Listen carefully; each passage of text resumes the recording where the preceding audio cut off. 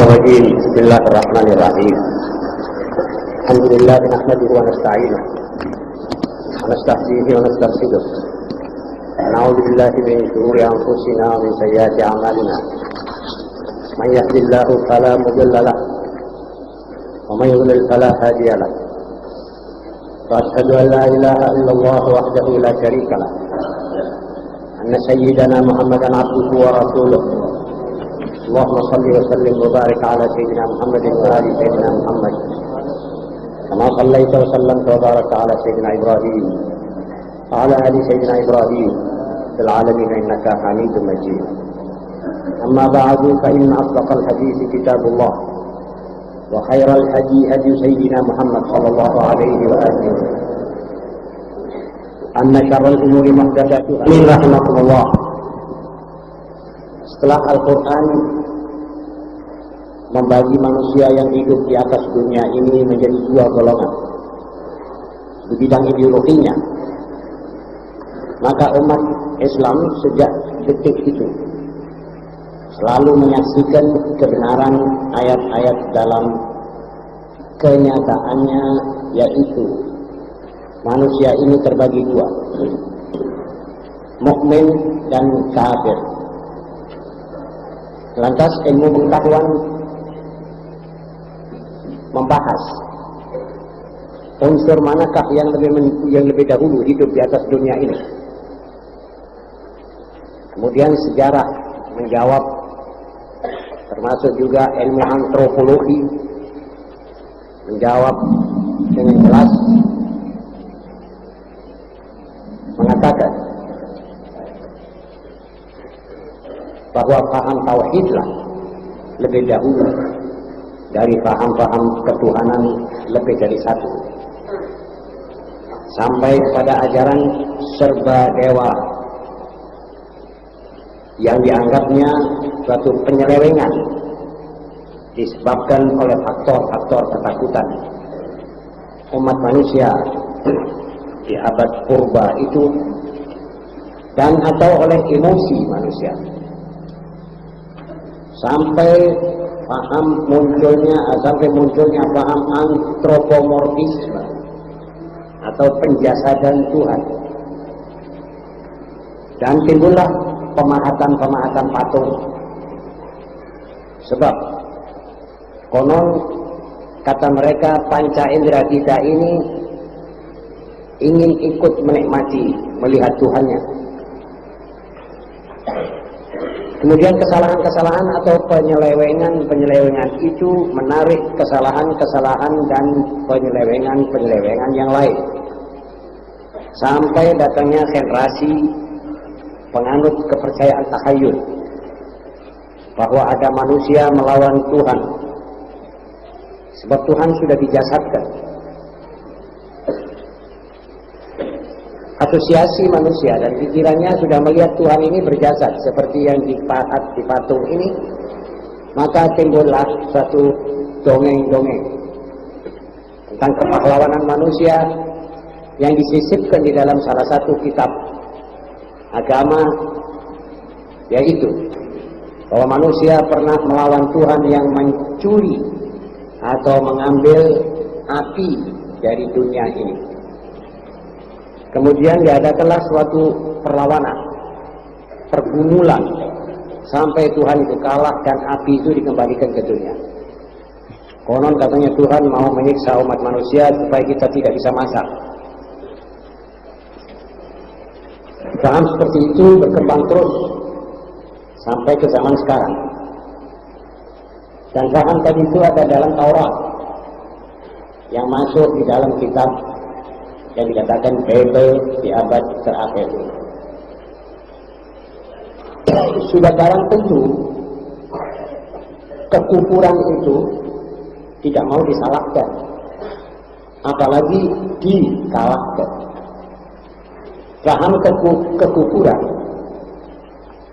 dan serba embel-embelnya bersifat congkak, bersifat angkuh, seperti kecongkaan sumber aslinya, yaitu syaitan. Jadi tiap orang yang mempunyai paham kafir itu mesti dia mempunyai paham congkak dan tidak mau ditegur, tidak mau salah, malah meremehkan dan mengecilkan dan mengecil semua paham selain pahamnya ini. Jadi orang tahayul yang percaya pada satu kris misalnya, dia akan menertawai kita kalau kita sholat, sujud, rukuk, tidak ada apa-apa, alat-alat yang disembah, tidak ada apa itu. Dia bilang ini orang-orang tidak ngerti apa-apa. Begitulah paham mereka itu. Persis seperti yang pertama memberikan influx dan wahyu kepada mereka, yaitu setan. Waktu dikatakan oleh Allah, sujudlah wahai seluruh malaikat kepada manusia yang ku baru ciptakan ini, yang baru ku ciptakan ini, namanya Adam. Aku perintah kamu.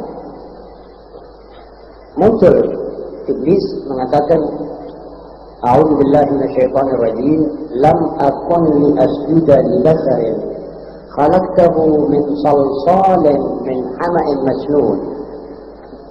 Artinya, aku tiada akan sujud kepada manusia yang kau ciptakan dari tanah liat yang kering, dari lumpur yang diberi bentuk seperti ini. Itu disadap oleh pikiran orang-orang kafir di mana saja di dunia. Sedang wataknya kekufuran itu adalah mudah sirna. Kalau dalam keadaan ulet dan congkak begitu memegang barang yang benar, masih bisa dipikirkan, masih bisa diharapkan kesudahannya. Tetapi sunnatullah memastikan bahwa kekufuran itu mudah sirna. Mentalitanya begitu. Tak mempunyai alasan-alasan yang logis.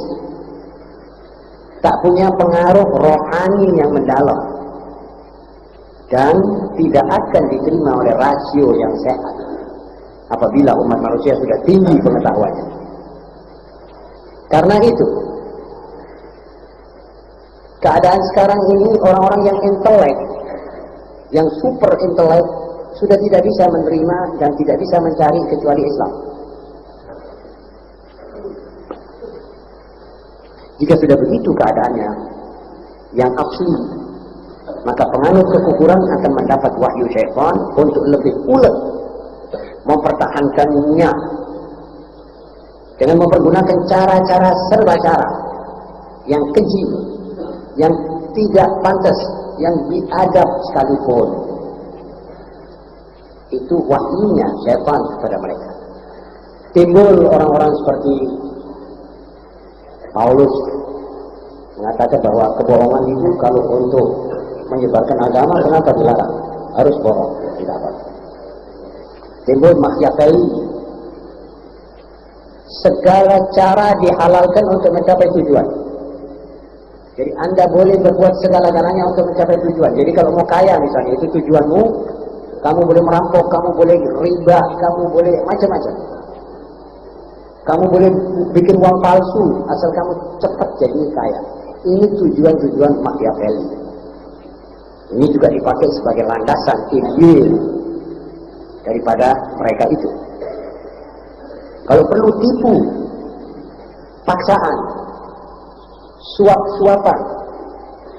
Anda misalnya disuruhnya mengganti agama, disuap. Dikasih beras, dikasih gula. Kalau saudara kepala negara dikasih kedudukan, dikasih utang besar, macam-macam. Sampai Anda mau merubah agama atau mengkiblatkan politik Anda ke barat atau ke timur. Saudara, siasat, serba siasat dalam menjatuhkan lawan tunggalnya yaitu iman akan dijalankan.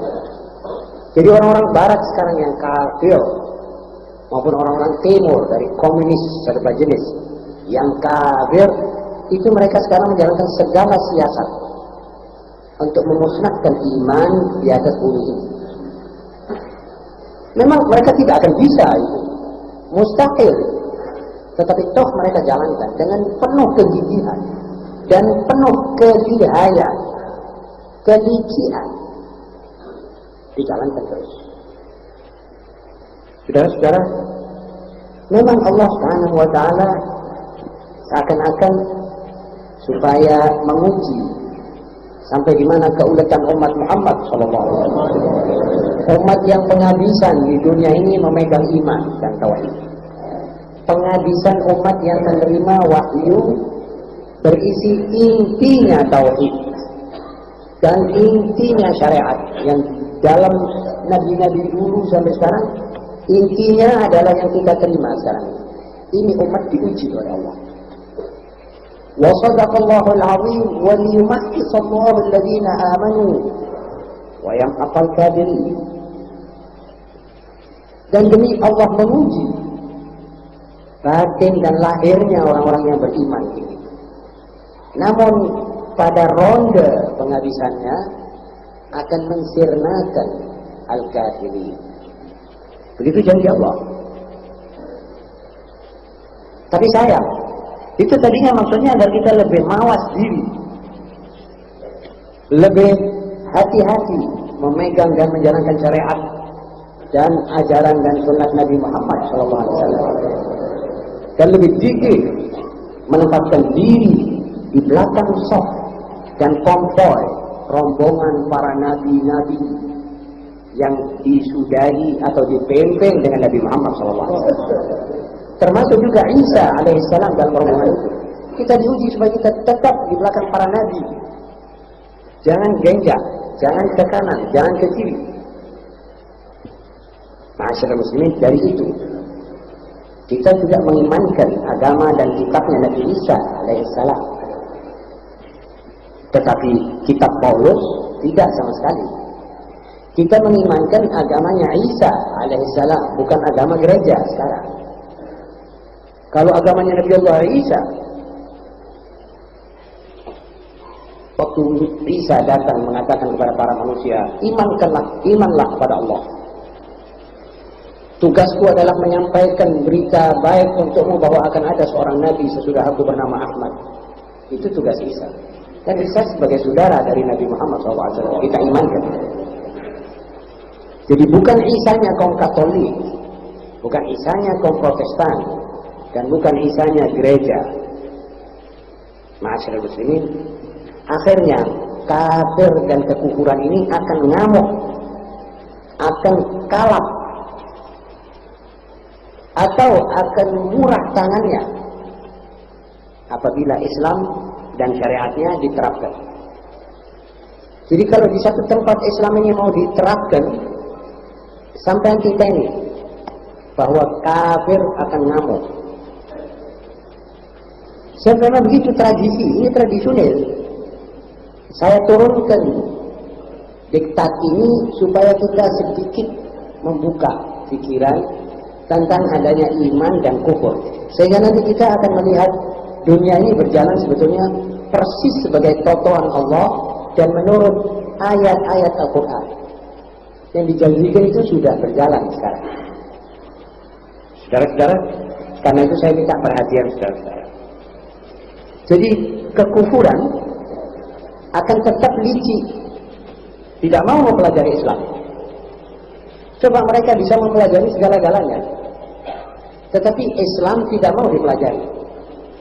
Yang belajar tentang Islam memakai cara bagaimana memutar balikkan ini menjadi pukulan terhadap Islam. Jadi misalnya kalau mereka belajar sejarah Nabi SAW, bahwa Nabi ditakdirkan oleh Allah kawin lebih daripada 4, itu menjadi bahan ejekan buat mereka. Kalau ada orang memotong tangannya pencuri, sudah ribut dunia ini. Tapi kalau orang memenggal ratusan ribu orang di Eropa, tidak apa-apa, ada orang ribut. Nanti saya sebut apa sebabnya.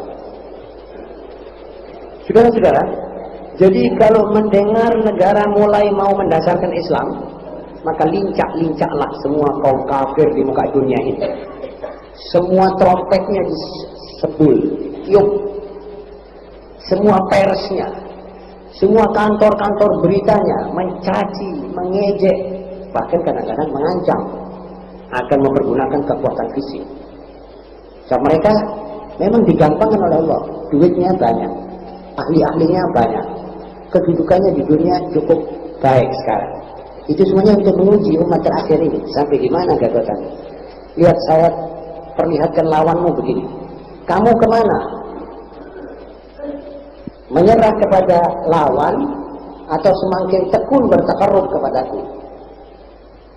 Ini pertanyaan, salah satu dari dua jawaban yang harus kita tentukan. Saudara-saudara, negara yang mana yang tidak dicampuri oleh urusan dalam negerinya oleh kaum barat yang kafir atau ateis itu? Khususnya jika negara itu mulai menonjolkan identitasnya yang tidak disenangi oleh barat. Saya bawa contoh-contoh.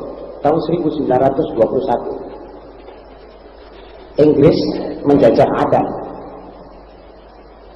dan tak berhasil menjajah Yaman. Yaman itu dulu satu. Inggris tidak berhasil menjajah Yaman. Saat Yaman itu dipimpin oleh satu manusia ulet dan mengurung negerinya, tidak boleh masuk orang kafir di situ. Dan katanya waktu itu kalau orang kafir masuk, buyar kita ini. Kita tak kuat, kita mesti kepincut, mesti ketertarik. Akhirnya dengan bagaimanapun juga itu Yaman diejek, dikritik, dianggapnya korup dan biadab, sampai mereka berhasil membuat coup di sana. Entah melalui siapa, dan berantakanlah umat itu. Sekarang umat Yaman sudah menjadi dua, selatan, utara dan selatan. Sudah cakar-cakaran, robek-robekan perut, mereka diam, sudah lego. Ini yang dicari. Padahal Yaman ini melakukan produksi ulama banyak, antara lain Az-Zabi yang mengarang ke kamus 20 jilid dalam bahasa, di bahasa yang paling luas. Syarh al-Ihya, semua ulama. Al-imanu yamanin wa hikmatu yamaniyah, sabda Rasulullah. Hancur. Yang satu mencelat, kalau boleh saya umpamakan mencelat, yakni memencil Soviet dan RRC. Yang satu lagi pergi ke barat, lego barat. Ini yang dimaukan. Ratusan tahun itu Yaman muslim, otek. Sekarang sudah punya puasa. Jadi sesudah dirobek dua, satu ke barat, satu ke timur, diamlah mereka. Mesir, setelah lihat bahwa Mesir ini memproduksikan ulama dari Al-Azhar, luar biasa banyaknya ulama yang keluar dari Mesir. Kalau saudara lihat 90% buku-buku dan kitab-kitab agama Islam itu dicetak di Mesir oleh ulama atau dikoreksi oleh ulama Mesir. Warisan-warisan pusaka kuno itu dari Mesir. Dan salibisme internasional waktu mau menyerbu 13 kali perang salib dihancurkan oleh orang dari Mesir, Salahuddin al-Ayyubi. Jadi Mesir mempunyai kedudukan dan nama baik. Kafir tidak bisa diam, dirongrong terus, diadu domba. Mulainya Turki dijatuhkan, sudah jatuh Turki, pergi ke Mesir, Inggris menjajah. Mulai tahun 1882. Pertama-tama dia lihat Al-Azhar ini gak senang, mau dicukrupkan, gak pantas, menyolok. Jadi dikemadeni atau dibinalui oleh Al-Jami'ah Al-Masriyah, Egyptian University, dibangun oleh Inggris, dibawa profesor-profesor dari Inggris untuk mengajar pura-pura ilmu umum. Lalu yang rodok baik angkanya dibawa ke London dan Paris, digembleng sampai kembali sudah setengah ateis. Orang-orang ini memukul Al-Azhar, memukul ulama-ulama. Ada yang bilang serbannya tengik, ada macam-macam, sudah kata-kata yang betul-betul yang dimaukan oleh Barat dari anak buahnya dan pion-pionnya Barat ini, seperti Dr. Taha Hussein dan lain-lainnya. Dan dikatakan nanti ceritanya Quran Nabi Ibrahim, Nabi Ismail, semua ini cuma sekedar untuk mendidik orang jangan sampai nakal gitu saja. Tidak ada itu semuanya, cerita omong kosong. Jadi apa yang dimaukan oleh Barat sudah dimasukkan dalam utaknya ini orang, diganti kepalanya, kalau sudah cocok kepalanya sudah disekrup rapat, disuruh pulang ke Mesir. Dia yang ngoceh, Baratnya tunggu diberita hasilnya. Akhirnya Mesir berubah sampai ambruk jadi komunis. Di atas tangan komunis Mesir lah umat Islam di Timur Tengah ini dirobek-robek, disuir-suir. Dan Barat berusaha untuk melebih konkretkan hancurnya ini. Barat menjadikan negara-negara Arab itu sampai 22 negara. Yang kecil, yang besar, yang tanggung, yang kurem sama sekali, berjalan terus untuk kepentingan mereka. Nanti kalau mereka perlu apa-apa pergi ke ini, atau perlu apa-apa suruh ini memukul itu, dan itu suruh mukul ini terus. Ya ini sekarang kejadiannya. Ini kerjanya orang kafir dari Barat. Apa sebab? Sebab dari situlah Quran diturunkan. Di situ Quran diturunkan. Di situ Quran itu diterapkan pertama kali. Di situ orang pergi haji. Di situ walhasil sampai Islam itu dikenal sebetulnya dari situ mulainya tersebarnya fajar menyingsingnya Islam ini. Sekarang mereka mulai lego. Cuma kurang satu. Kok masih ada orang pergi haji? Ini diusahakan oleh Barat supaya bisa jangan ada orang haji lagi. Dan mereka bekerja keras. Yang tidak bekerja sama sekali itu kita. Dan maaf sudah. Lebih dulu saya minta maaf pada diri saya sendiri dan saudara-saudara sekalian. Yang tidak bekerja itu kita. Kita ini tunggu jalan, merem, kuping ditutup, jalan terus. Tidak pakai tungkat. Sebentar kita dipasangi lubang, masuk di lubang, mereka senang. Sebentar kita dipukul dari belakang, jatuh, bangun lagi, dan begitu terus. Kira-kira contohnya itu begitu. Karenanya kita tidak boleh diam, kita mesti belajar, kita mesti tahu. Yang pertama kita ketahui itu adalah Islam ini. Ini warisanmu. Ini sebetulnya kamu, dan kamu itu adalah ini. Kalau kamu berpisah dengan Islam, hancur kamu. Jadi semakin kita mesti pegang keras Islam ini. Pakistan, karena rakyatnya banyak Islam, karena pernah satu waktu mereka mengumumkan Republik Pakistan Islam, dicing sama Barat. Akhirnya naik satu orang presiden, Ali Bhutto. Di Peking tahun 71, dia bersama salah satu orang mayor jenderal udara bersatu untuk membelah Pakistan ini. Jadi negerinya sendiri digunting. Akhirnya hasil Barat punya rintisan melalui pion-pion ini. Pecah dua, satu Bangladesh di timur, satu Pakistan di barat. Jadi sekarang sudah menjadi sedikit. India disuruhnya masuk ke tengah-tengah, berhasil. Girang Barat. Lalu pengadilan Ali Bhutto, Barat sampai malam ini marah terus. Kenapa dibunuh? Kenapa dibunuh? Seakan-akan maksudnya jangan dibunuh. Jangan dibunuh, orang itu orang kita. Kalau kita nanti pakai lagi, mana orang kita? Mana pion kita? Tidak mau tahu dia. Sudah, lalu ini riwayat. Saudara-saudara, Iran, pengadilan-pengadilan revolusi Iran karena pakai Islam, maka gegerlah dunia barat lagi sekali. Dijagoi oleh Amerika dan Yahudi, Inggris, Prancis, Belanda. Ini sampai sekarang ini siang malam radionya, kalau saudara rajin mendengar, dari mulai habis sholat subuh sampai nanti jam 10:30 malam. Ini suaranya semuanya geger. Mana itu kekejaman, orang ditembak, ada apa? Itu pengadilan, saudara-saudara. Dia orang sudah tahu bahwa ini pengadilan. Pengadilan itu 5-6 jam, 10 jam, 100 jam. Kalau ada pengadilan ya sudah ada pengadilan.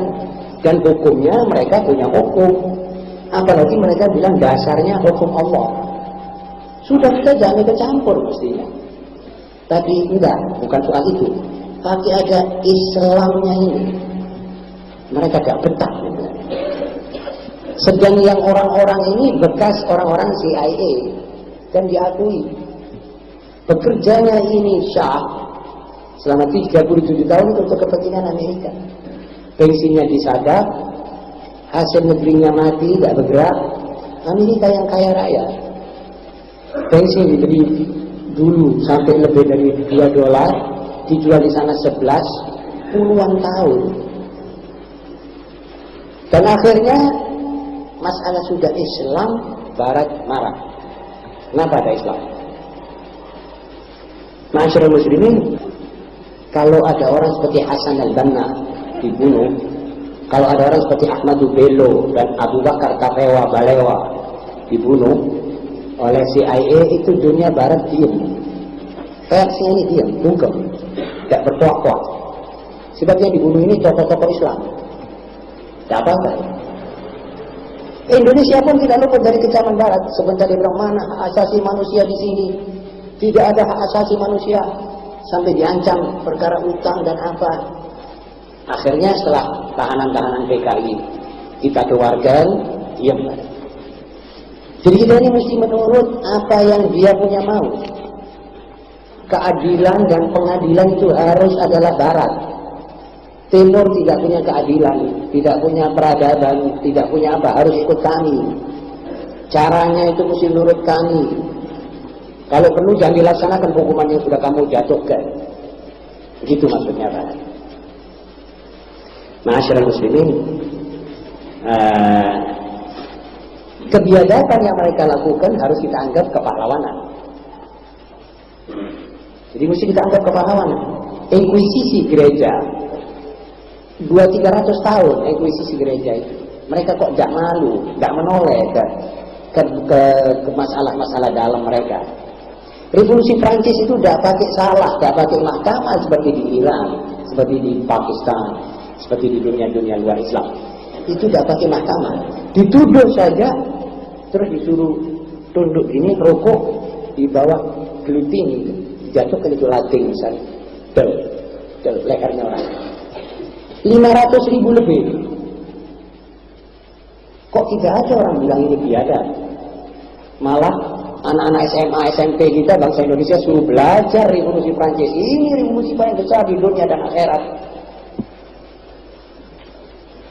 Inilah kita dan inilah mereka. Soalnya apa, saudara-saudara? Saya kemukakan ini. Soalnya adalah Quran mengatakan kafir dan mukmin. Ini. Nah sekarang kita ini menempatkan diri di belakang saf Nabi Muhammad SAW. Betul apa keliru saya? Di belakang saf Nabi. Lalu di belakang Al-Quran. Kita ikut apa yang telah diterapkan oleh Al-Quran. Keadaan ini akan berjalan lebih lama lagi. Jangan dikira bahwa habis ini sudah. Mereka akan bekerja terus. Yang penting sekarang ini, kemana kita? Dan akan kita kemanakan pemuda ini? Ada negara-negara Islam seperti di Turki misalnya, membawa pemuda dan pemudinya itu di satu keranjang, diuncalkan ke barat. Kilopen, pengaruh ono, kon ngelakoni apa sing kau lakoni, wahai barat, wahai super manusia, wahai setengah Tuhan, begitu. Tapi tidak disuarakan begitu. Dari mana jalannya itu? Sekolahnya sekolah barat. Cara-cara barat, adat istiadatnya barat, laki-laki dengan perempuan pergaulannya menurut barat, pakaiannya barat, gaya-gaya semuanya barat. Kudung dulu sudah disuruh rusak, disuruh buang oleh Mustafa Kamal, orangnya barat, malah ada orang bilang dia seorang keturunan Yahudi dari Salonika. Sudah kudung disuruh robek, tarbus suruh buang, serban suruh muncalkan semua, suruh kembali pakai topi. Turki sampai hari ini tidak bisa berbuat apa-apa. bonceng barat terus. Lah barat memang begitu wataknya. Kalau ada orang yang nurut sama dia, tidak dibantu sampai dia bangun, enggak. Dibantu sekedar dia terus berketergantungan sama dia terus. Jadi sewaktu-waktu dia tidak mau, dilepaskan. Aja. Malah ada sistem baru sekarang. Kalau ada presiden tidak disenangi, cocok orang lain supaya ngekung. Dan di semua tempat. Ini Idi Amin. Ini malam pertempurannya sengit. Idi Amin ini seorang yang muslim. Dia menampakkan gigih semangatnya membantu orang-orang Palestina yang diusir oleh kaum Yahudi dengan cara kasar. Betul. Ya memang siapa yang bisa alus-alusan sama orang seperti begitu. Akhirnya sekarang dicocok Tanzania Presiden Nyerere supaya menghancurkan Idi Amin. Ini malam mungkin nasibnya selesai, tapi wallahu a'lam. Barat. Jadi saudara-saudara, kita ini maksud saya dalam hal-hal begini, hendaknya kita ini tahu diri bahwa kita ini dikeroyok. Kita mesti mengerti ini. Dunia semuanya mengeroyok umat Islam. Umat atau negara-negara yang penduduknya kebanyakan Islam. Makanya kita harus lebih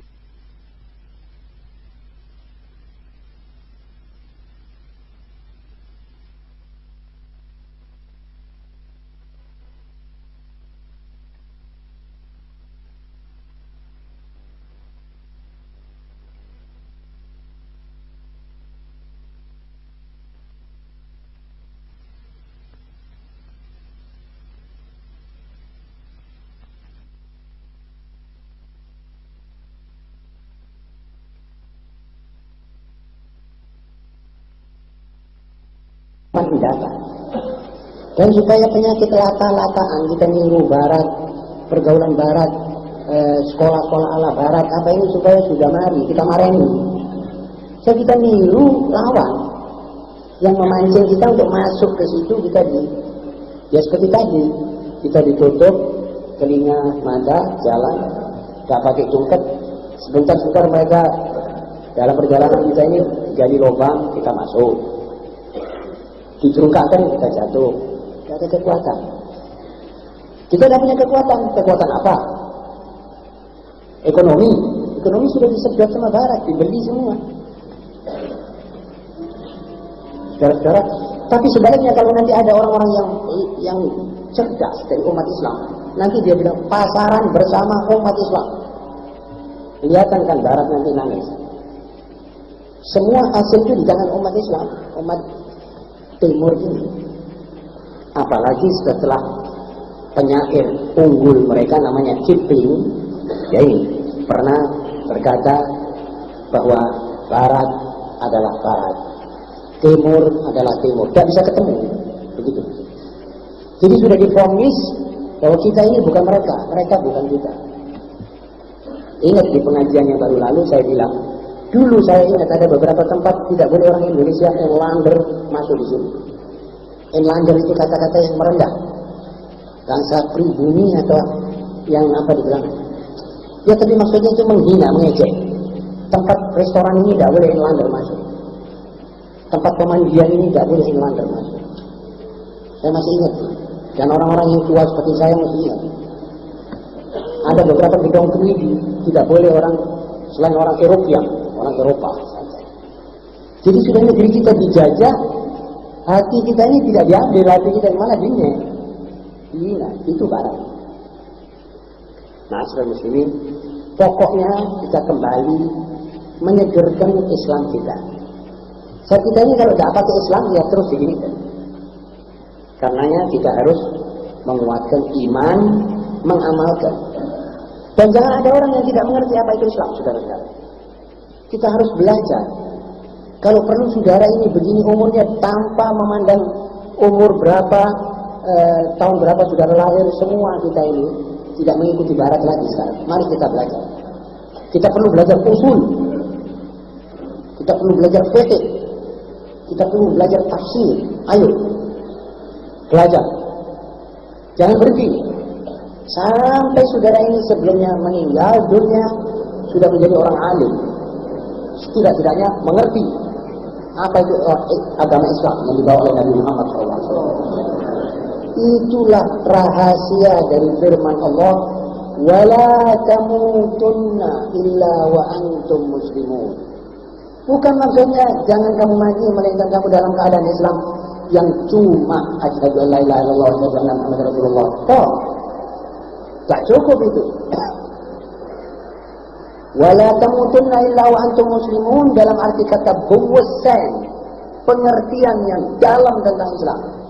Saudara sudah bisa mentas jalan sendiri dengan agama Nabi Muhammad SAW. Di keluarga saudara, di dalam keluarga saudara, di dalam masyarakat saudara, di kampung saudara, di langgar yang di sepi rumah saudara, saudara bisa mentas bergerak dengan cokro birowonya manusia hidup, yaitu Islam. Cokro birowo itu senjata yang ampuh, gaman yang paling hebat, agama Islam. Jadi Anda mesti bisa nyetir diri keluarga dengan rebues Nabi Muhammad SAW. Sekarang saudara pakai rebues mereka, saudara tidak bisa bergerak di tempat lain, mesti di tempat di bawah pengaruh dan jajahan mereka itu. Apa mau kita begitu? Tentu tidak. Jadi jangan ada umat Islam yang tidak mengerti logikul zaman sekarang ini. Kita mesti mengerti. Ini sekarang saya baca bersama-sama apa yang merupakan judul daripada kitab yang ke-44 ini. Walaupun begitu, kadang-kadang mereka sudah tidak kuat ngempet kebenaran. Melonjak sedikit kebenaran itu dari keselionya lidah mereka. Jadi mereka itu juga sejahat-jahatnya manusia terhadap Islam. Sebagaimana yang disaksikan oleh Allah, bukan oleh saya, saudara ya. Sebagaimana yang disaksikan oleh Allah dalam Al-Quran, kadang-kadang mulut mereka itu keselio. Seperti yang diucapkan oleh Andrew Young, wakil tetap Amerika di PBB. Lihat kata-katanya nanti saya akan baca. Ini sampai menyebabkan satu clash di Gedung Putih. Judy Powell, juru bicara Presiden Carter, marah mendengar suara Andrew Young. Ini Andrew Young ini memang dikenal orang seperti orang brutal, sak maunya sendiri, orang tegas, tidak banyak berputar-putar lidah. Satu kali melompat di dalam dari mulutnya kata-kata begini, dan dimuat oleh New York Times tanggal sekian bulan tahun sekian. Jadi mereka itu juga kadang-kadang sudah keselio keluar. Nah, ini kita mesti tahu bahwa karena Islam ini begitu hebat, mereka sampai berbunyi begini. Ma'asyiral muslimin, marilah kita baca bersama. Dengarlah saya baca. Setelah Rudyard Kipling berkata, Barat adalah Barat, Timur adalah Timur, dan tidak bisa akan bertemu. Maka sejak itu Barat bekerja untuk menghambat Islam, menghambat umat Islam dengan merusak pemudanya. Jadi yang dirusak oleh mereka itu apanya? Pemudanya. Baik dari segi ideologi maupun agama maupun adat istiadat dan kebudayaan. Pemuda dulu. Setiap orang tua sudah dianggap oleh mereka, mereka itu mainnya main jangka lama, tidak kesusu mereka. Dan selamanya setan tidak pernah kesusu. Jadi mereka itu main jangka lama. Kalau orang tua-tua seperti saya ini dikasih tempo paling lama 15 tahun lagi habis. Tapi pemudanya, anak-anaknya, itu nanti melalui cara-cara yang macam-macam. Saudara tidak mungkin memperkira dan memperhitungkan itu. Hanya orang-orang yang lihai, yang duduk mengejar mereka baru bisa. Misalnya pemuda-pemuda Islam dikejar-kejar, diserempet sama gadis-gadis Kristen supaya kawin. Kalau sudah kawin, anak-anaknya ini dimasukkan ke gereja. Apalagi kalau ayah itu orang tugu, kalau tidak pakai janji akte notaris bahwa saya istri fulan beragama Kristen, kalau anak-anak ini lahir maka anak saya pendidikannya, urusan agamanya ikut suami saya. Kalau tidak pakai begitu, mudah. Sudah 5-6 orang dari kawan saya, istrinya kembali minggat ke Netherlands atau ke daerah-daerah Amerika, dan anak-anaknya dibawa, digondol semua. Itu Kristen semua. Cara ini merongrong umat Islam. Jadi seorang A yang akan melahirkan anak, itu dikasih wajahnya, ini perempuan Kristen. Lahir, sudah kira-kira cukup, dibawa minggat. Satu cara. Sebaliknya, gadis-gadis muslimat dibayangi oleh pemuda-pemuda Kristen. Di daerah Kersian ini ada banyak surat-surat yang masuk dari luar yang mengatakan mari kita hidup cinta di bawah Yesus Kristus, di bawah kerajaan Tuhan. Bangil itu kalau di Mekah itu Mina, salah satu dari kota yang ulet Islam. Terus masuk. Kita mungkin tahu, mungkin tidak tahu. Tetapi setidak-tidaknya orang tahu lebih baik daripada orang yang tidak tahu. Kebudayaannya dirongrong. Perempuannya dirongrong dari melalui cara-cara film, majalah-majalah. Nanti kalau perempuan-perempuan kita di rumah tangga yang mestinya bekerja, baca Quran, wirid, hizib, masak, melihara anak, itu nanti kalau ditelibati oleh aktris-aktris bintang-bintang film dari barat melalui TV-nya sendiri, berubah dia. Dia lantas ingin supaya bisa pakaian seperti bintang film itu. Lalu dia beli kutek dan lain-lainnya, gunting, kapik, semua sampai artinya cukur alis dan sebagainya, itu keluar. Keluar tidak kerasa di rumah sudah. Kalau sudah tidak kerasa di rumah, itu mulainya kebejatan di rumah tangga. Lalu perdagangan, nanti akan dicukuli oleh binalu-binalu lain golongan, supaya perdagangan kita ini cuma tinggal kulit-kulitnya saja. Kebudayaan, kulitnya kebudayaan, yang budaya mereka kita cuma niru saja. Ma'asyiral muslimin, itu salah satu cara. Sesudah Kipling menentukan bahwa kita dengan mereka tidak akan ada persetujuan, kata Kipling. Al-Quran mengajarkan tidak. Ya ahlal kitab, ta'alu ila kalimatin sawa'in bainana wa bainakum. Wahai penduduk wahai yang menerima kitab suci, marilah kita bersama-sama mempertemukan kalimat yang sama antara kita dengan Tuhan. Mereka tidak mau. Ada SK Menteri Agama, Bapak Jenderal Alamsyah, melarang supaya orang tidak mempropagandakan agamanya di kalangan agama lain. Sekarang mereka di Malang, ada kejadian di Pelita. Nanti saudara bisa baca, barangkali malam Kamis yang akan datang saya akan sebutkan tanggal berapa dan di mana. Itu umat Islam malah disebari buku-buku. Ini sekarang ada surat-surat yang masuk, surat-surat tak pakai alamat, yang semuanya itu diambil daripada Bible dan Bible. Rumah-rumahnya orang dimasuki. Ini melanggar. Sudah tidak peduli siapa yang melarang. Mereka ada Amerika, ada Barat. Kira-kira begitulah rasa-rasanya kelakuan ini. Saudara-saudara,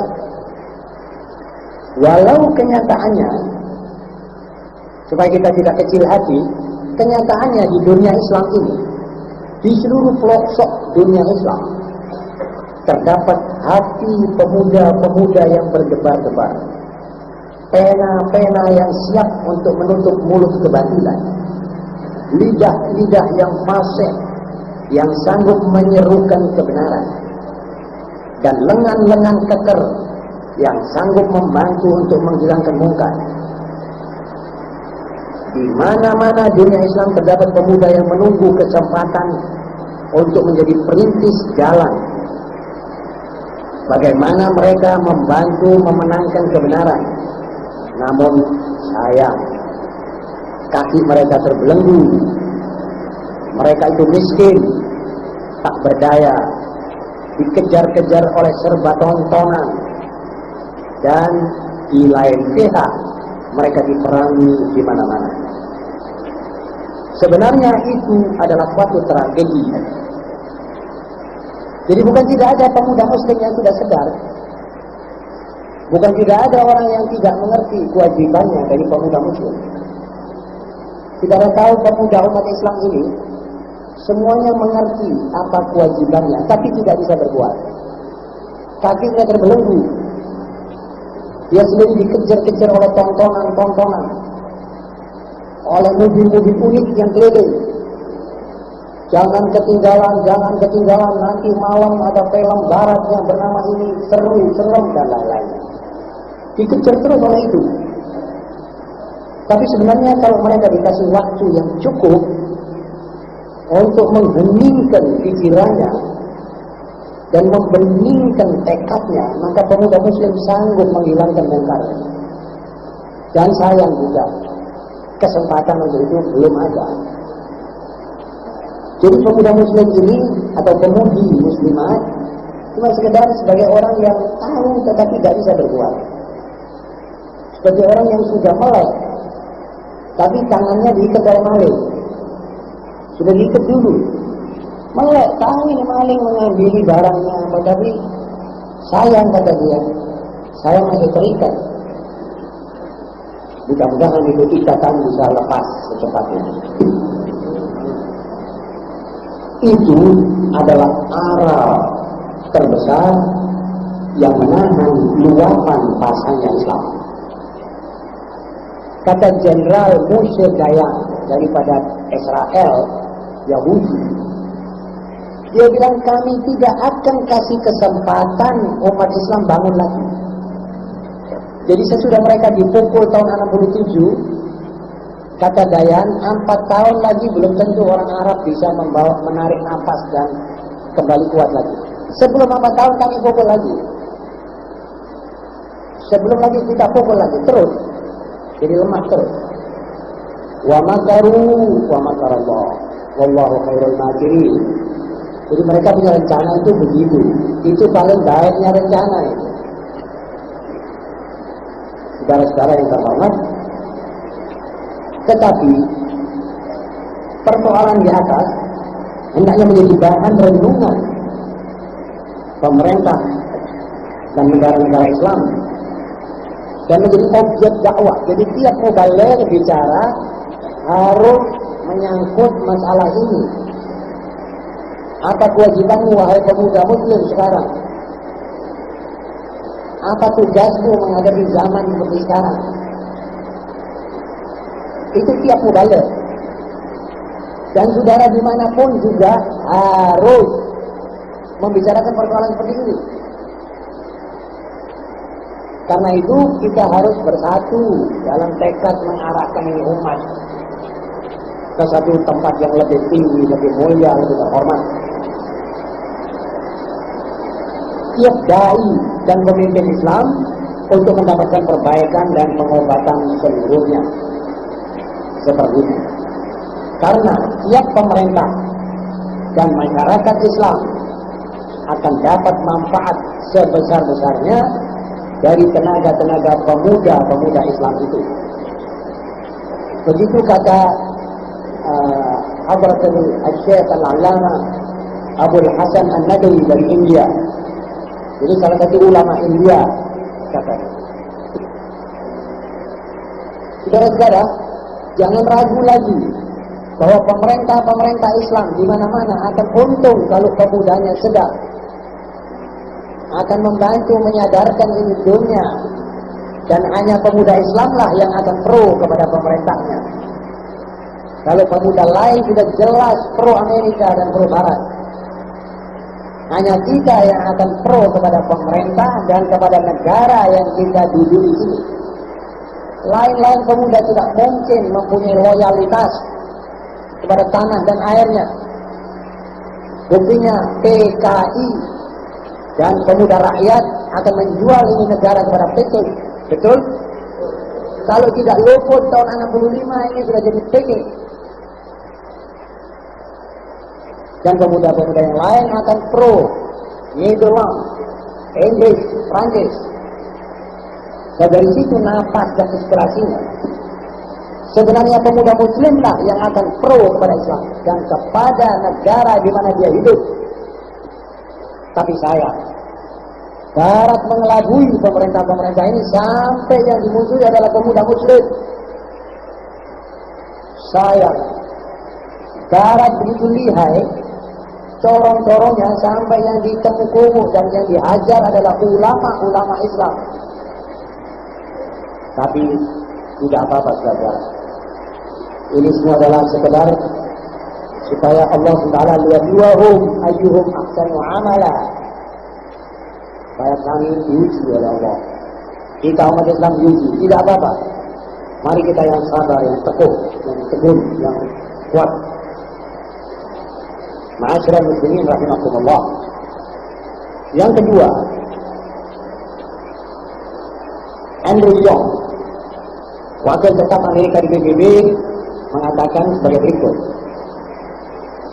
Islam adalah suatu kekuatan modern yang berdenyut di dunia saat-saat ini. Jadi kalau ada orang lain mengatakan bahwa Islam itu adalah kekuatan biadab, Andrew Young mengatakan Islam adalah satu kekuatan modern, yakni beradab. Dia yang bicara itu. Suatu kekuasaan di suatu negara tidak akan dapat berlangsung tanpa mengindahkan masalah agama dan kebudayaan. Jadi satu negara yang tidak pakai agama, yang sekular, tidak lama umurnya. Negara yang sekuler tidak akan panjang usia pemerintahannya. Jadi agama sebagai unsur mutlak, sebagai dikatakan oleh Ruslan Abdul Ghani dan lain-lainnya, unsur mutlak buat nation building.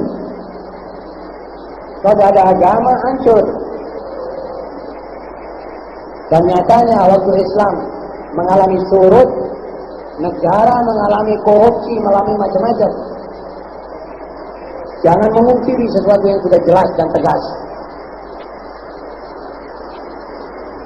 Akhirnya yang berkata, satu-satunya kekuatan yang semua pemerintah di muka bumi ini gagal untuk menghancurkannya adalah kekuatan agama. Yang ini orang lihai, muda, cerdas.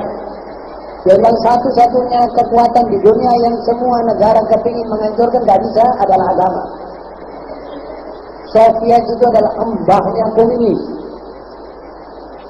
Paling jahatnya musuh agama Islam adalah Soviet Uni dan RRC nomor 2, muridnya. Tetapi di Soviet sekarang ini, di negeri-negeri Islam yang dijajah, Pakistan, Azerbaijan, dan Turkmen dalam, itu semuanya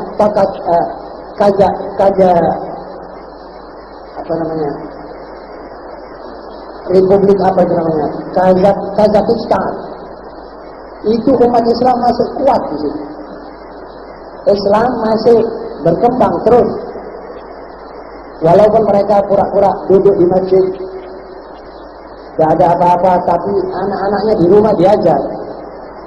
Tutup pintu, tutup jendela, mengajar anaknya tauhid. Sekarang Soviet, Brezhnev dan lain-lainnya memikirkan apakah bisa kita tumpas umat Islam ini. Itu sebabnya Soviet tidak mudah ceroboh, gegabah, memukul Iran. Kalau Iran dipukul, umat Islam yang ada 50 juta di dalam perutnya ini akan meletus. Islam tidak bisa dihancurkan. Ini yang berkata. Amerika berusaha menghancurkan agama Islam di tempat-tempat, tidak mungkin. Saudara-saudara, kita mesti syukur pada Allah bahwa kita diidentikan, disinonimkan dengan satu kekuatan yang tidak bisa dihancurkan orang. Cuma sampai di mana pengertian kita, sampai di mana tekad kita untuk berpegangan teguh dengan ini, inilah masalahnya. Kalau kita mau kuat sampai mati, sampai ketemu dengan Nabi Muhammad SAW, sampai melihat wajah beliau berseri-seri di padang mahsyar di waktu syafaat, kita mesti betul-betul ulet berpegangan dengan agama ini. Kalau mubaligh kepingin mulutnya dicium oleh Nabi Muhammad SAW di hari mahsyar, jangan diam. Bicaralah tentang Islam sampai saudara masuk warung, bicaralah tentang Islam. Jangan surut. Kafir tidak mungkin surut. Anda harus lebih ulet. Kalau saudara memelihara Islam, berarti saudara memelihara diri sendiri, turunan sendiri, dan tanah air sendiri. Kurang apa? Ada yang mesti saudara bela lebih daripada ini? Tidak ada yang lebih mahal daripada tiga ini. Dirimu, anak-anakmu, dan tanah airmu. Karenanya, marilah di bawah rahmat Allah yang turun berupa hujan ini, marilah kita sama-sama berdoa supaya kita betul-betul diberi keuletan oleh Allah, diberi taufik dan hidayah untuk menjalankan syariat Nabi Muhammad setelah mempelajarinya betul-betul dari ulamanya, dari sumbernya, dari macam-macam, sampai saudara ini mengerti betul apa itu Islam. Baru kita mulai mengatur gerak langkah kita menuju kepada jannah an-na'im, menuju kepada negara yang semuanya salamun salam. Di situ, saudara-saudara, sekianlah dahulu. Marilah kita sekarang ini ada. Saudara-saudara, dalam saat ini masih hujan, dan saya kira kalau tidak ada acara tanya jawab, saya bisa tambah sedikit lagi, yaitu tiap orang yang sudah ngawak, artinya sudah tauhid kawaan, sudah tidak mempan. Itu ujian alami seperti ini dianggapnya enteng, dianggapnya biasa, dan tidak lagi orang khawatir bagaimana aku hari besok, apa yang aku makan hari besok. Itu sudah tidak terlintas dalam pikirannya orang tauhid kawaan. Yang terlintas di dalam pikirannya hal-hal semacam ini adalah manusia-manusia mu'alaf, nuwun sewu, yang baru imannya itu menclok, tapi yang sudah mendarah mendaging, dia tidak memikirkan kecuali Allah, dan segala yang datang daripada Allah dia sukai. Berapa ulama yang waktu ditanya, apakah engkau sakitmu ini tidak kau dokterkan?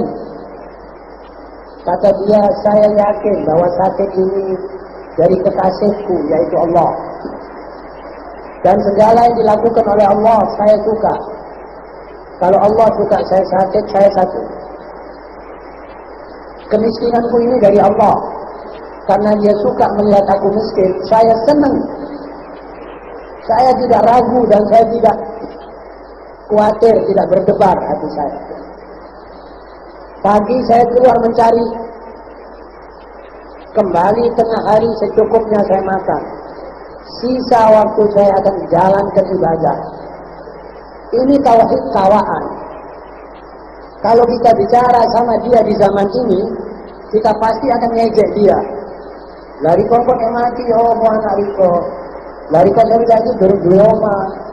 Lari gaya meneh apa? Itu buat dia kita ditertawai.